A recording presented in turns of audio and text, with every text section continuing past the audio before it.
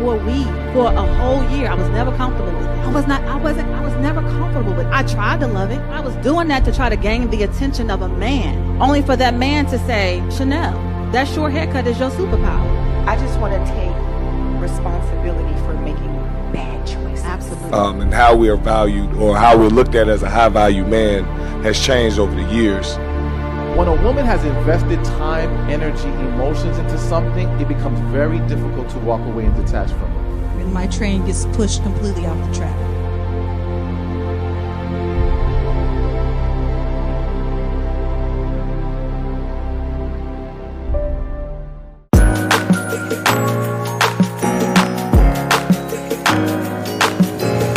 I know you really want to love somebody, but do you know how to love? It takes a lot to really know somebody. I just want to be enough for you as I try to find the words inside my head I need to say. I'll do anything, tell you everything for your energy. Oh, this is chemistry.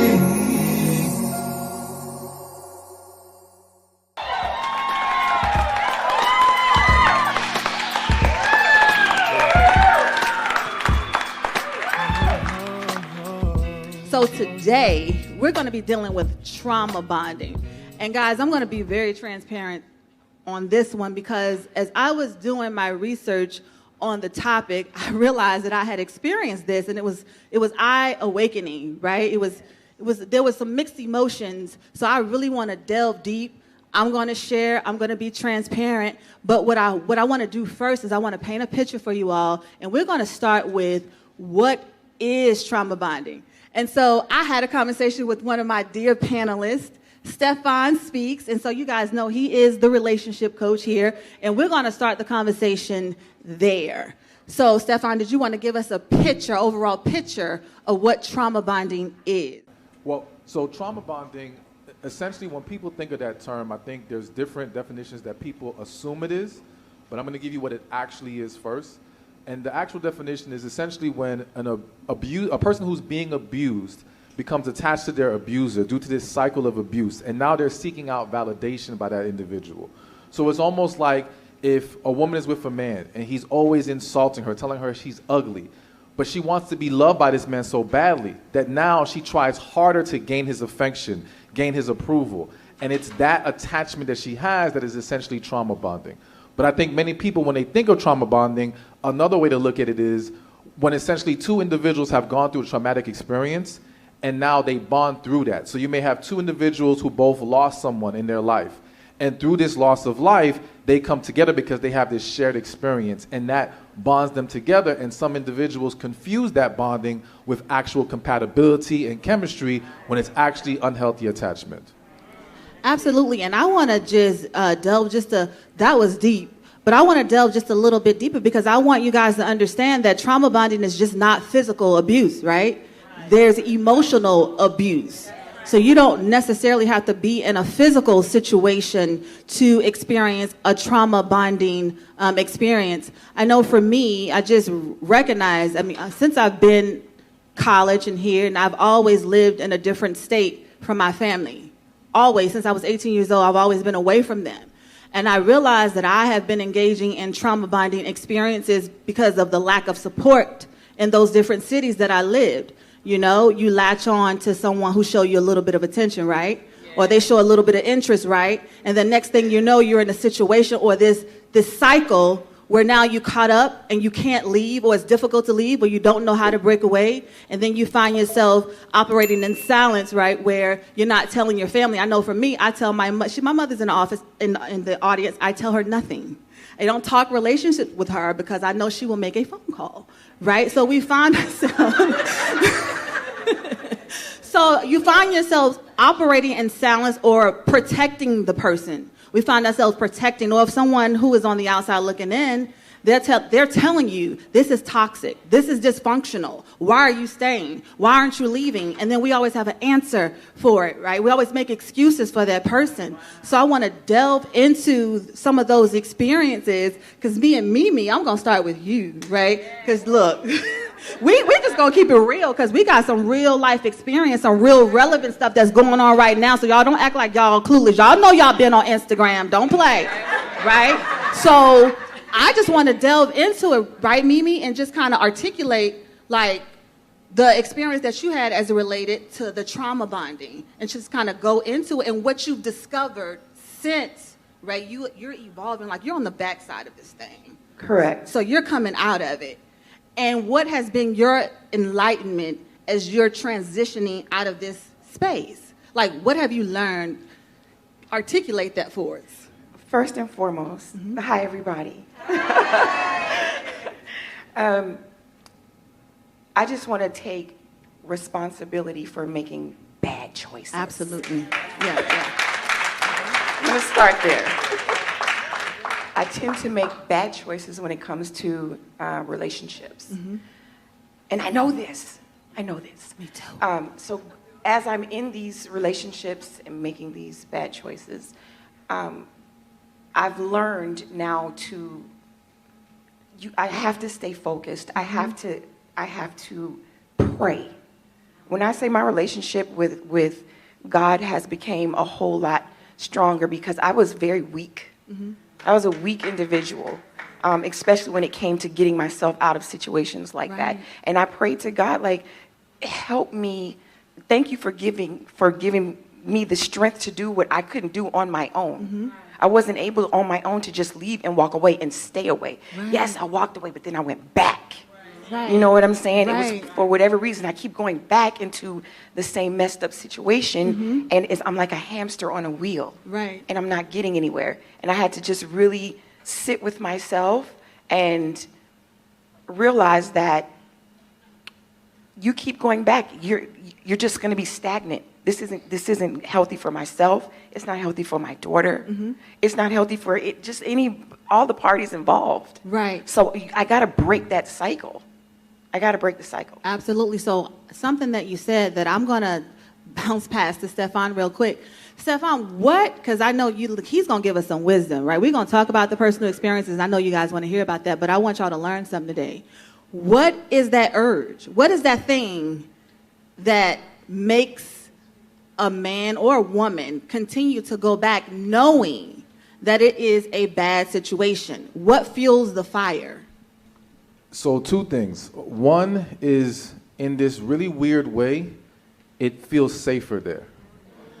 One, it could be safer because you are accustomed to dysfunction, and so anything outside of dysfunction doesn't seem normal to you, and anything that is healthy does not seem normal to you. It scares you.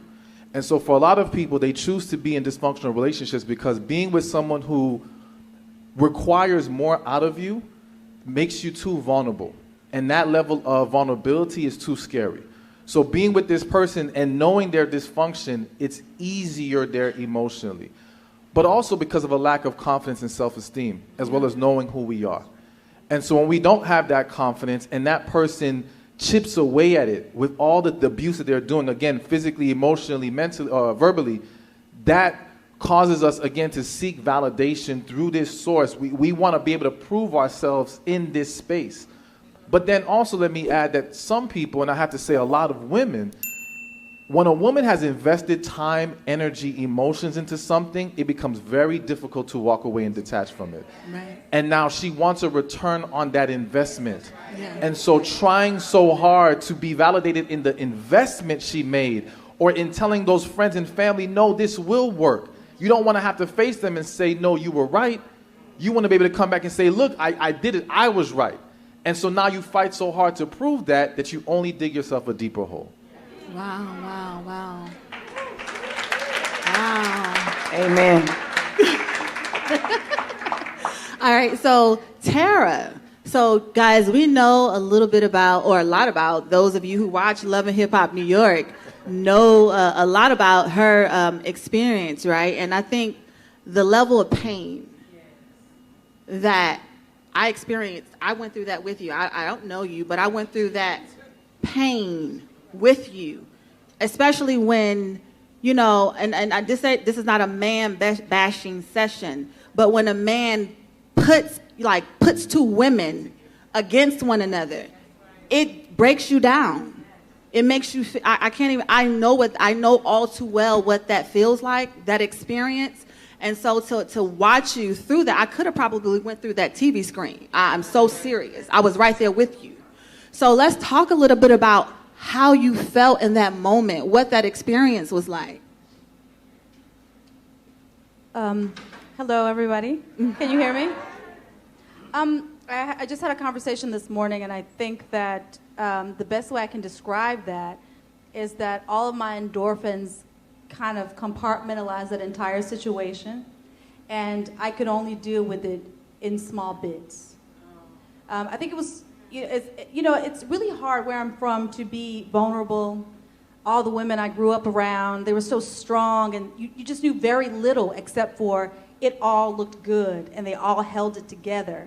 So I felt like where I came from and who I was now being questioned because I thought I did all the right things. I went to school, I went to grad school, I took my time, I didn't have a baby right away, and it's like, right now all of this is falling apart. Like, right. Like, how did I miss this? What was the sign? Like, where's the sign that they said, like, I mean, they were there, obviously, now, but I think the hardest part was learning that even when I thought I was over it, it was still another little piece that would seep out of that little bag of things that I compartmentalized. And I had to allow myself to be vulnerable and say, damn, I'm not okay. Right. Like, I am not okay. And be okay with that. I think that was the hardest part, is to just be vulnerable and acknowledge to myself that I wasn't okay. And I think that is okay to say because a lot of times, for some reason, some of us ladies, we have amnesia. You know, we watch other people go through hurtful situations and we become judgmental, not empathizing with their experiences until you go through it. And you want someone to be compassionate toward you. So you get a lot of judgment on Instagram and Facebook about what somebody's experience is or what they're going through, not really identifying with the pain, not even really identifying with the backstory, or not even really knowing how that person ended up in that situation. I want to talk to Mr.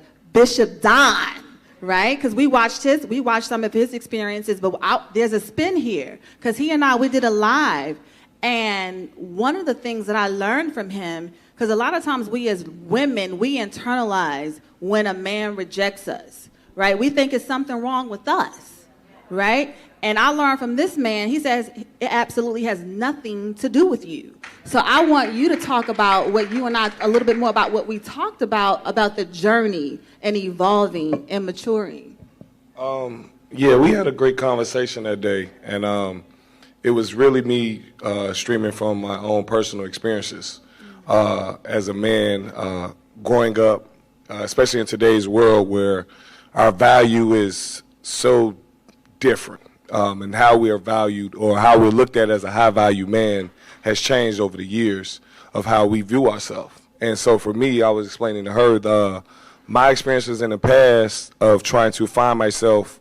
I was looking in the wrong mirror. I was kind of trying to measure myself by other men and how they were winning and how they looked successful to other people and how I can feel validated. And so I was making all these bad choices trying to find validation.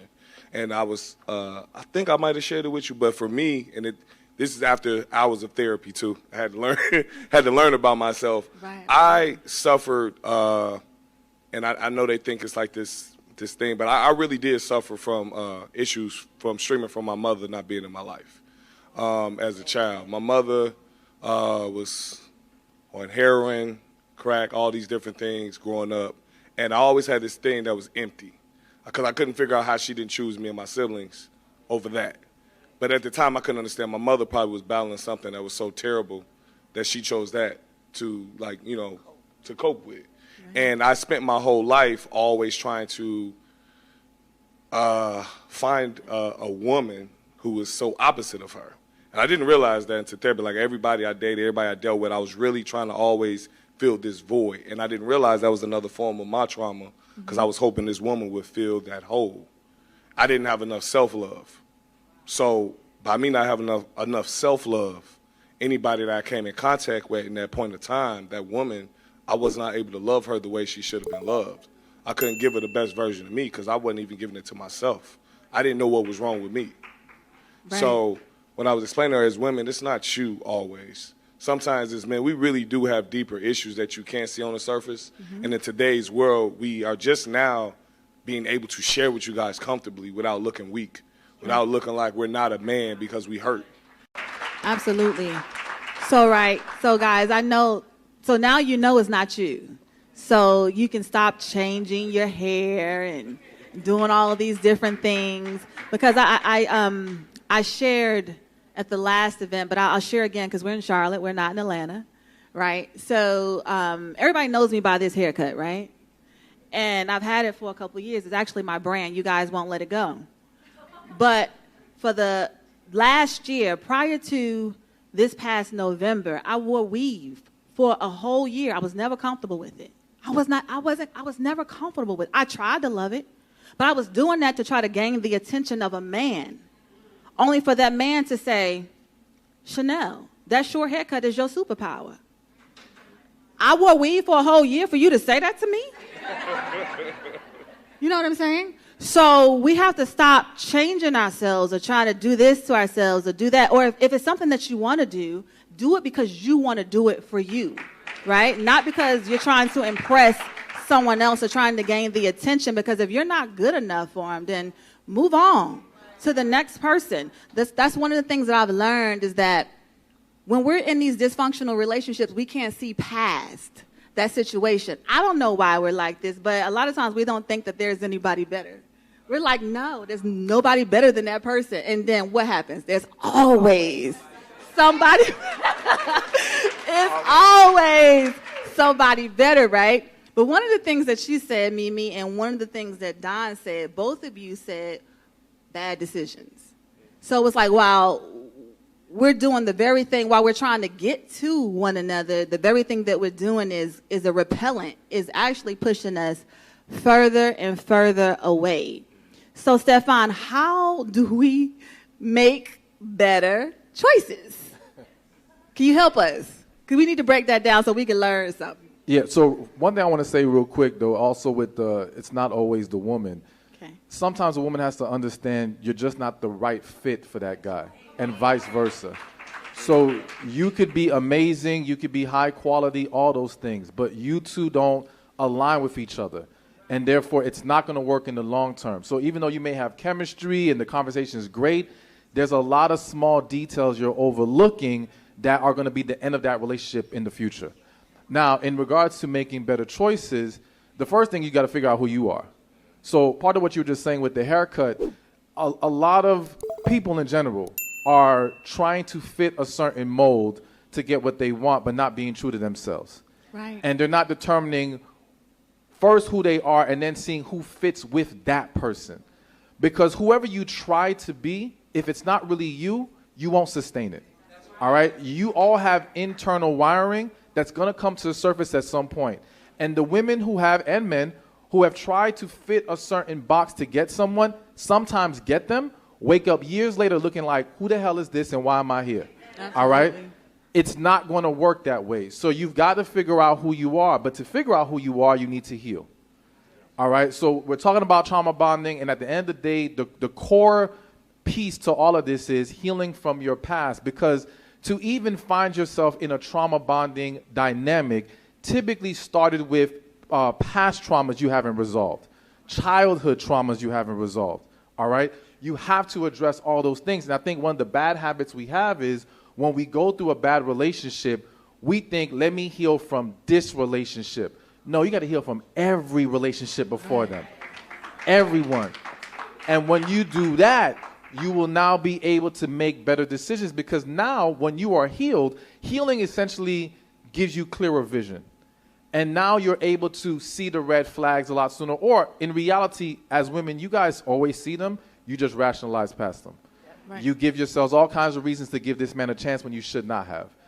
Healing will allow you to stop doing that. Right. All right? And now being true to yourself, true to what you see, as well as walking in your true power to understand who fits into your life with you. And then I'll add one more thing. Stop letting other people tell you how to live your life. That's right. All right?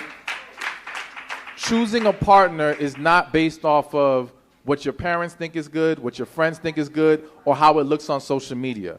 It's, are you going to be happy with this individual in the long run? That's all you need to worry about, and that happens when you can find connection with somebody. When we all have our girlfriend time, right? Right. We always talk about what we're not going to put up with. As I'm guilty of it. I'm so guilty of it. And then you find yourself in situations where that is happening. Correct. And we still stay. So how do you not, like, like practically, because it's easy to say what to do and what not to do, you know, until you get caught up in that situation, and then you're trying to figure out how to get out of it. So I need to know practically, because, I mean, I know we've all had that experience where we talk big until we get in those situations. Like, what do you do? Like, it can't, like, because the compromising, we can say what, because I know for me, I'm not compromising on infidelity or cheating, but I've also been in a situation where I tried to embrace it. It didn't work because I ain't built like that. Right. But I tried, right? Right. Yeah, you know, I tried to say, well, you know, oh, I don't have the title, or, you know, he didn't say I was his girlfriend, right? So we date, right? So I can still, like, I'm supposed to be cool with him dating. And I want to talk a little bit about that, that whole dating thing and the whole process, because we get caught, like, y'all, I don't have to be his girlfriend. I mean, because he my man. You understand what I'm saying? That's just what it is. I don't care. You don't have to put no title. I don't care what you call me. You mine. Right. And you can't sleep. You can't. Oops, sorry. You can't be with nobody.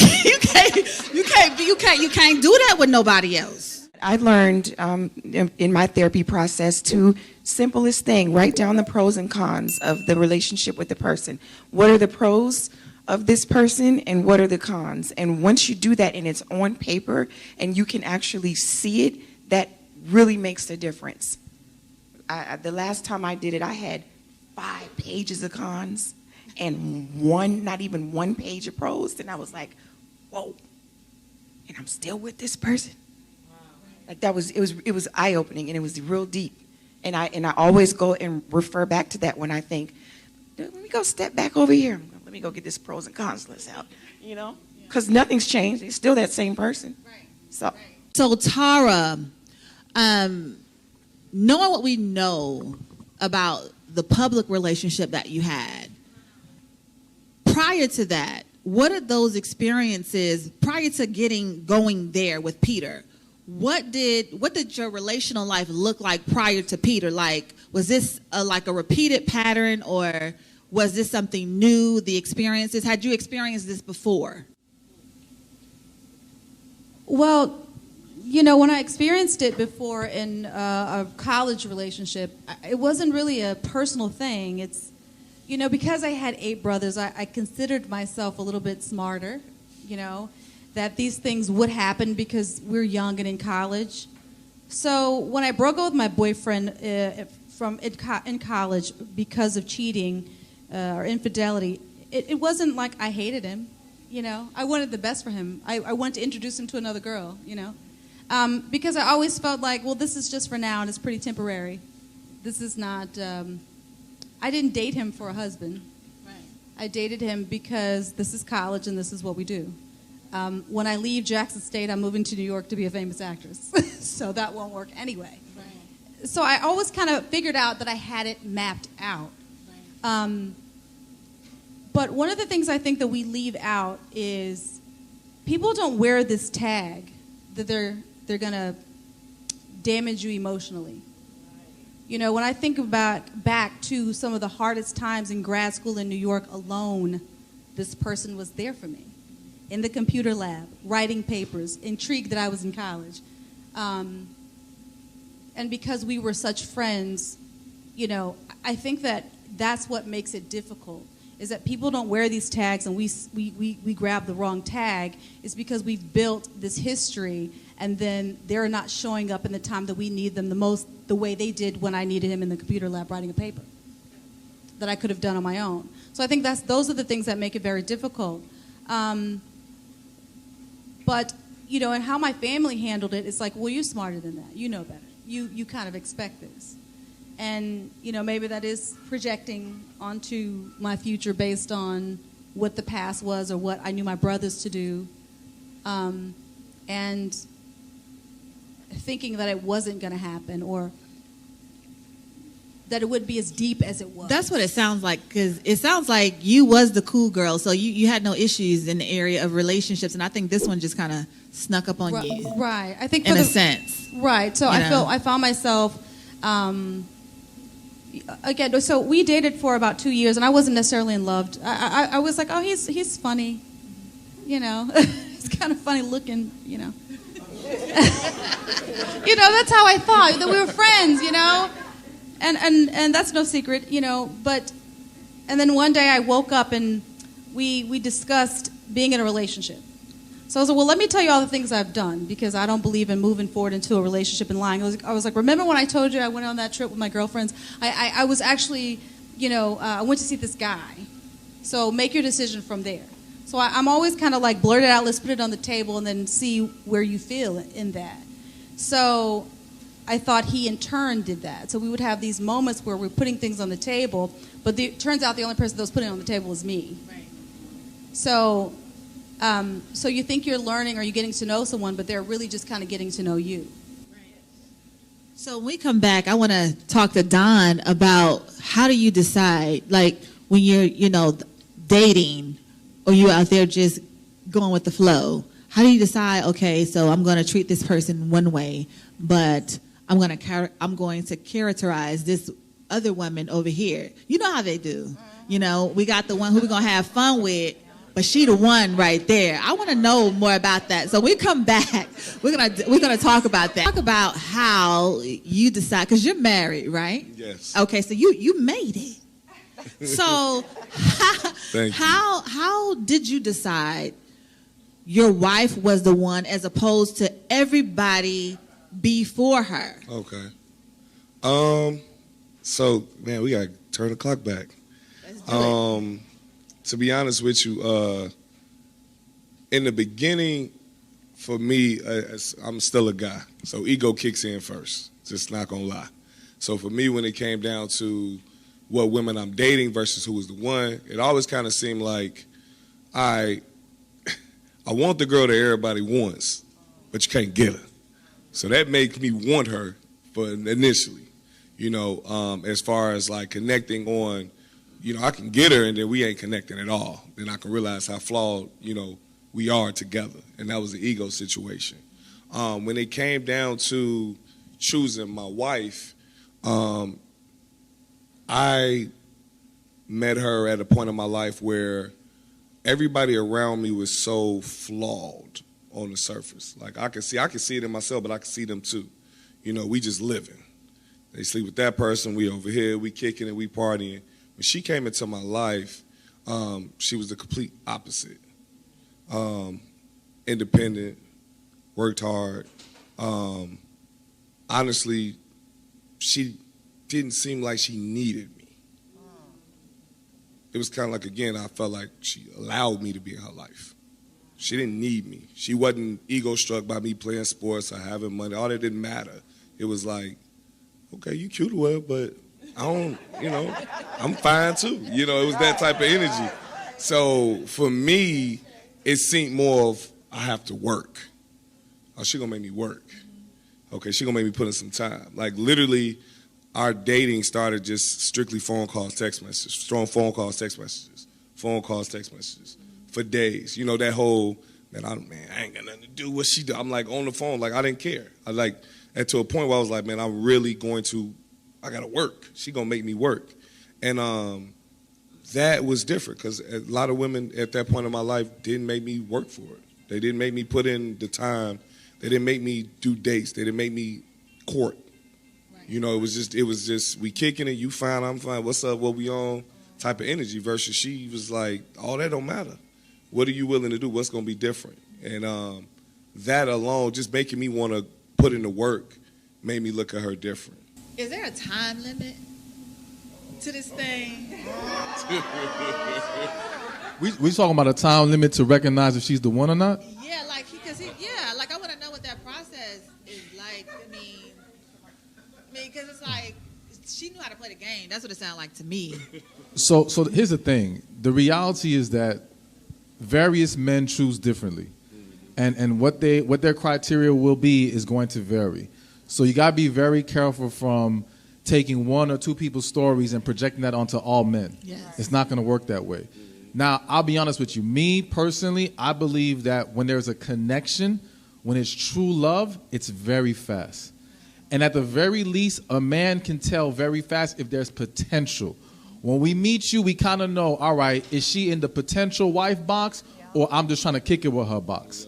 And it's very rare that you can go from, I just want to kick it with you to potential wife. But you can go from potential wife to just kicking it with you in a heartbeat. You know what I'm saying? So to me, I think that men typically have an idea pretty quickly. But again, it's going to vary for a lot of guys. And there's a lot of different factors that play into how things will play out.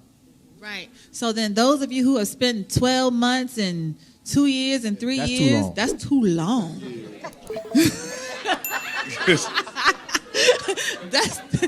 That is extremely. And look at it like this. I use this analogy. If you were working at an internship for 6 months and you were the best employee you could be, and after 6 months the employer said, you know what, we think you're amazing, you're great, but we're not ready to hire you. Keep working here while I figure out if I want to keep you full time. The majority of people will leave that place immediately. So why the hell do we stay in a relationship when we've already shown who we are? Right. You know what I am. You know what I bring to the table. You either want it or you don't. At that point, even if you don't want to close the door on the potential of it working out later, fine. But why do you remain at a job you're not getting paid for? Oh, wow. That's good. So I want to get into the mind of the man, though, during that process, because you said it was something different about your now wife, but you were also dating other women in that process. So during that time, was it still in your mind that this is who she is, like, you know, potential wife material, or was there multiple women operating in that space? Like, was it like three where you was like, I see potential in her, I see potential in her? Like, what did that look like? Or you just knew? No, it wasn't that. Again, that was me being me. It was me not going through my process. Okay. It's not that I never saw what she potentially was. I wasn't healed. I was still in a ego-stricken place. But what about the other women, though? The other women? No, the other women. Yeah. For in that place, like Steph just said, yeah. I knew. We know if you girlfriend, wife, we know you from the jump what that material looks like, or if we even interested in going to that place. For some of us, it's just that sometimes at that point of my life, those women might have possessed something that fed me something at the time. Something I needed at the time. Trauma bonding, exactly. So at that time, they were just feeding me bits and pieces from different areas that kind of made me feel a little fulfilled. And not all of it was sexual. Don't get me wrong. Like, it wasn't always sexual. Some of it could just, I had good people. I probably just was dope friends or dope women I just loved to be around. And it kind of came off wrong, but they just fed me something at the time that made me feel a little complete. So it was, again, the trauma bond of just connecting at the wrong time, and that could be misleading to the other woman. That's why I was getting ready to go, because that could look like, oh, he's potential, you know, because we're spending time together like two people in a relationship. Meanwhile, he's already honed in on who he wants.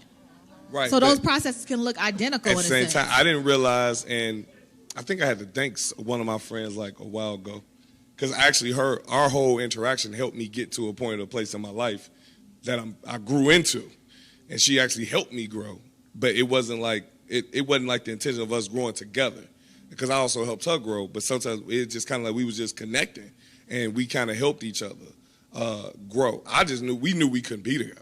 it was like, nah, you too wild, I'm too, like, it ain't gonna, nah, it'll never work. But we was able to kind of home in and give each other the energy we needed to get to another place in life. So again, it comes in different layers. I mean, you know, it's no one true formula to finding that one.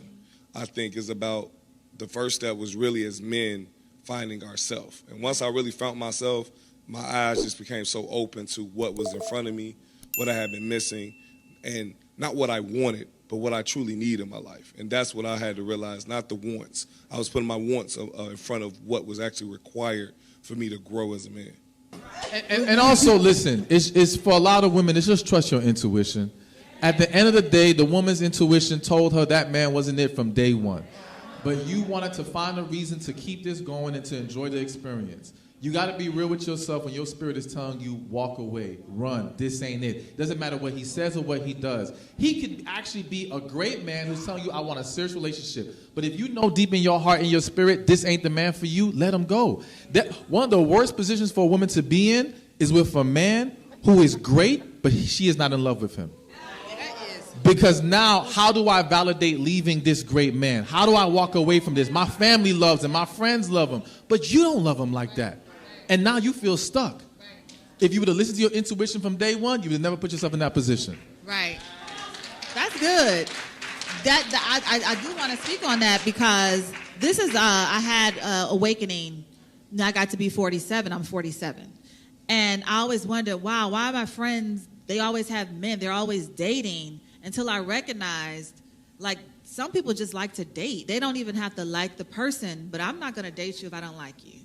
That's just me. I'm not going to spend my time like that. But a lot of my friends, they date, and they enjoy it. And I'm like, wow, I'll just live vicariously through you guys because I have been in those situations when I was younger where maybe there were some qualities I liked. We may have had great conversation or, you know, had a good time together, but I knew that person wasn't the one for me. And then the moment that I met someone else that I liked, then it was a disaster. And I ended up being the villain. And I said I never wanted to go through that again. I never wanted to do someone that way. You know, because karma is something else. It will revisit you and revisit you and revisit you. I still think I'm paying from some stuff I did in my 20s. Seriously. So, yeah, so I just wanted to share that on that. I'm sitting here thinking in my mind because, you know, we all have to go through that dating process, and I'm trying to help us not get into these traumatic situations where we're bonding with someone based off some level of dysfunction on the inside of us. How do we distinguish? Like, how do we even know? Like, how much time should we spend in a situation so that we're not, you know, we can tell ourselves, well, you know, we're in that process of getting to know, but at what point do we break away? We decide, well, this is not it. So we don't fall down that trap of trauma bonding because as you know, as we all, well, we in Charlotte, I keep forgetting we in Charlotte, but in Atlanta, and this is everywhere, but it's just prevalent in Atlanta, this whole thing about dating multiple people. I just can't embrace it. That's like a new age thing that I'll never get used to, where it's okay to date multiple women, and you actually say I'm dating Sonya, Jackie, Kim, and you are you gonna be number 4 or 5? You know, and if you're not okay with it, then cool. But this is what I'm doing. Like 20 years ago, men weren't doing that. I'm not saying that men weren't cheating, but they weren't as open with it. They just put it in your face and say, you know, either you're going to deal with it or you're not. So how do we deal with that in today's time? All right. So number one, understand that's not the majority of men. The majority of men can't even get 2-3 girls at the same time. All right? Like in Atlanta, though. In Atlanta. Y'all got to understand. It's Atlanta. It's Atlanta. But even Atlanta. In Atlanta, I think we sometimes overlook that our perspective is shaped by our experiences and what we're exposing ourselves to. So, you know, I'm in Atlanta too. The argument could be made that the top 10 to 20% of men in Atlanta are the men getting all the women. And then there's a whole segment of men. I got dudes the other day that was like they're looking for a wife and they can't find one. Where they at? In Atlanta. Can you introduce in me? Atlanta. I promise. No lie. But wait, the ratio of woman to man in Atlanta is like 30 to 1. No, see, listen, it's insane. Yes, it is. It feels feels like that. If you actually look up the Census Bureau data, it's like 1.1 to 1. All right, now I know people start making their adjustments based off of sexual preference and jail, but it's nowhere near. But listen, but it's nowhere near like 5 to 1, 3 to 1. It's not even 2 to 1. Experiences, personal experiences. Everybody that I've ever met It's in multiple Atlanta, dating. it is multiple dating. I'm telling you. But again, I think the argument can be made it's a segment of men. But let's talk about those segment of men. Okay, let's talk all right? about it. Okay. So if you want to avoid getting yourself caught up in situations like that, it's not about a specific timeline. It's about when you start to feel uncomfortable about things. Mm-hmm. See, women try to tell themselves, okay, it's too soon to ask this question. But if it's bothering you, it's not too soon. The time is now. Because if you ignore that, even if you don't ask, you're going to start to give off a negative energy because you feel some kind of way about things. Yes. So now, You better speak. You know what I'm saying? And then the crazy thing is, him not knowing what's bothering you, he doesn't know how to determine where this negative energy is coming from. So now he judges you based off of that. And now he says, I don't want to deal with her because she switched up on me. But in reality, you just uncomfortable because you didn't speak your mind.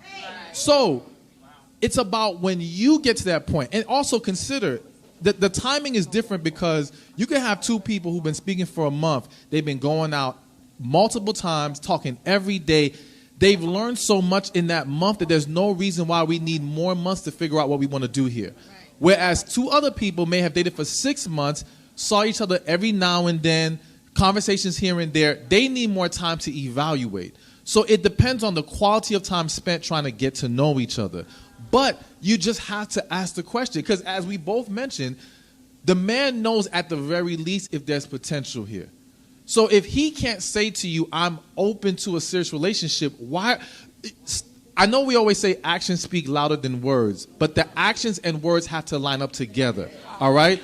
So if the man says, I'm not really looking for a relationship right now, but he treats you like a girlfriend, you got to understand, some men just have a character that they're going to treat women right.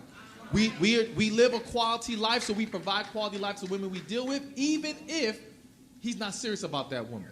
All right, that's his character. That's his lifestyle. That's how we get trauma bonding, though. Yes. Because you're like, this is good. And what I've experienced in the past is, has not been that great. So we end up settling because we don't think that there's better. And it is good for a certain period of time. But here's something to consider as women.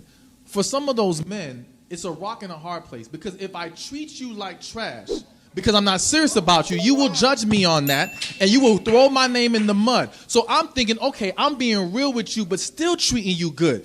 And you don't respect that. Because now you want to interpret my actions because you're looking for what you want and not what I told you. All right?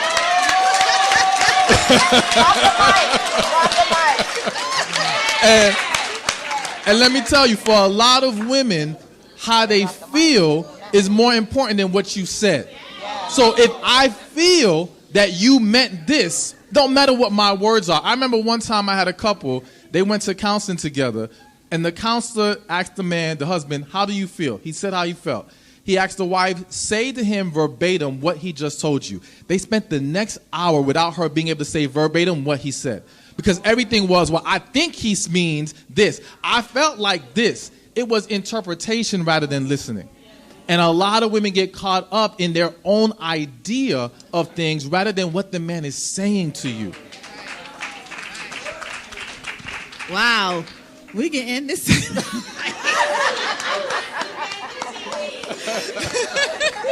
Drops mic.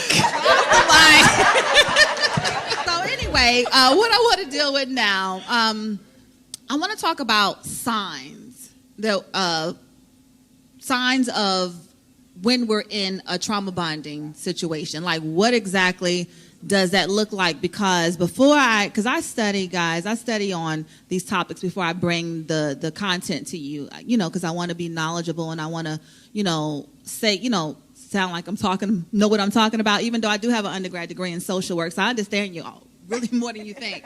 But anyway, so I want to talk about what the signs look like, because a lot of times we don't know that we're in, like Tara said earlier, she thought, well, we're just friends, and she thought she had control, and the next thing you know, you've been bamboozled. And that is the trick of the enemy when we think we can control a situation, because the deeper we get, the harder it is to get out of it. So for me, in my own personal experiences, looking outside of a particular situationship that I was a part of, I didn't even recognize that I was in a trauma bonding situation until I was on the outside of it, and then going through my, just studying. I'm like, wow, this is a real thing. So I just want to talk about the signs that you're in, the sign, what it looks like when you're in a trauma bonding relationship. So a few signs to consider is, one, you make excuses for the abuse. So, you may have friends and family trying to point it out to you, and it's always, but no, it's this and it's that. You're always trying to find a way to rationalize it rather than call it out for what it is and address that person and cause them to have to face up to it, essentially, and take accountability for it. So that's a big part of it. Another thing is when you basically blame yourself for the abuse, all right? So again, it's kind of another form of giving them an excuse, and now you're taking on that responsibility and scapegoating them and all of their bad behavior. Another sign, I think a big one, is when you can't tell family and friends what's the truth behind your relationship. Because if your relationship is happy and great, you don't have any problem telling others. When I say telling others, not telling others your business, so to speak, but you can speak on it. But when you know you're in a place you don't belong, you hide it. And now you don't want to show the real. You don't want to expose what's going on because as you mentioned earlier, you don't tell your mom because she's going to make a phone call. We don't tell certain people because we know they're going to call us out and try to push us to leave. And I have to say this, it's kind of hitting my spirit, so I got to mention it real quick. One of the things that I've noticed a lot of people do to use as a scapegoat for any kind of bad relationship is good sex. Now listen, real talk, because now sometimes there's actual good sex going on that creates an attachment, but there are a lot of situations where the sex wasn't nothing. But you tell people that because people seem to give a free pass when that's the excuse.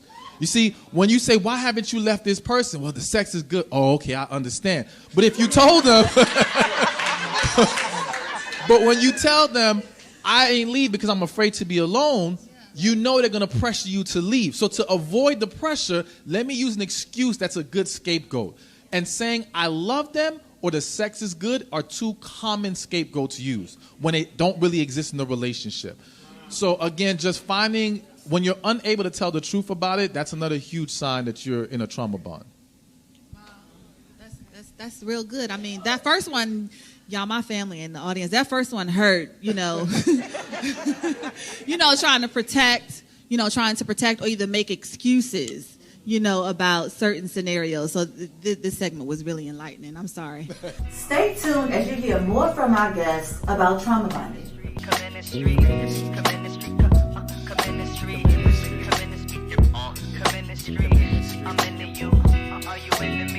Welcome back.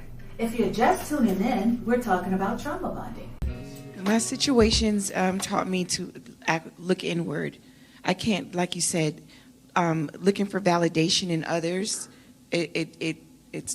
Validation has to come from within. Validation has to come from, figuring out what I know what's right and wrong, and putting in the work and doing what I know is right. I fell down but I always get back up. You got to get back up. You can't just stay down. You got to keep moving, get back up. Yes, if you want to feel it for a minute, go through it, let it burn. I'm burning right now. I am burning right now. But guess what? I'm going to walk through this fire, and I'm going to come out victorious. Right. So you have to just put in the work. I guess from my perspective of my relationships and the lessons I've learned, even when I was on the opposite end, when I was on the negative side of the relationship, I've learned to move forward where I don't bring that energy into that fresh relationship with the next person or people I interact with or moving forward. I never wanted to hold on my anger for somebody else where I put that off on you, and now you have a sense of regret? I think that the main thing that I learned was just when you think you have it all figured out, and your train is going down the track, and my train gets pushed completely off the track. And I had to accept that and continuously grow. And we don't have to be stuck in these situations. We don't have to define ourselves by some of the things that we go through. It is indeed just an experience. You learn from it and you grow, and you don't have to define yourself from that. If all minds and hearts are clear, let the church say, Amen.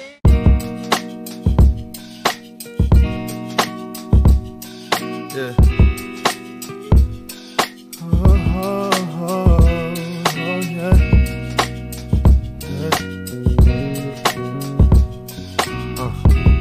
I'm 1 2. I'm 1 2. Look. Life is hard. Love is even harder. On a journey trying to learn from one another.